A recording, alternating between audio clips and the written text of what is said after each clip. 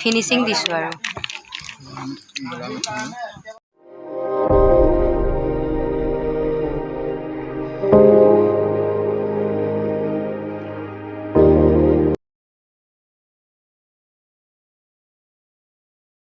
Hello' everyone, স্বাগতম জনাইছোঁ ৰণা ৰিজনৰ আন এটি ভিডিঅ'লৈ।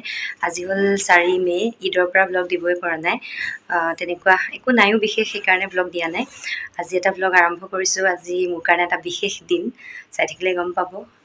সেইকাৰণে আলহীও আহিছে, মানে মা আব্বা আহিছে যোৱাকালি, ভাইটি আহিব আজি, ভণ্টি আহিছে এজনী, মাহীৰ ছোৱালীজনী এইজনী, তাৰপিছত আৰু আলহী আহি আছে, অলপ পিছত পাবহি। তাৰ কাৰণে কামে কাজে লাগি আছোঁ। 12টাই গা ধোৱাগৈ তুমি, 12টাই বাজিলে, তাইক গা ধুব পঠাইছোঁ। ইপিনে মোৰ বাবা শুই গ'ল। সেইটো চাই থাককচোন ব্লগটো শেষলৈকে। হেল্ল', দুপৰীয়া খাব উঠিলোঁ, আলহী আহি গ'ল, জেঠাই আহি গ'ল। ৰ'বা এইফালে চোৱা, এইটো কোন কোন এইয়া পিছফালৰ পৰিৱেশটো অকণ দেখাই দিছোঁ। আব্বাই বনাই আছে পোলাও, পিঁয়াজ ভাজি আছে। আনফালে সেয়া দাঙিবকে পৰা নাই ছোৱালীজনী, খীৰ বনোৱা হৈ গ'ল।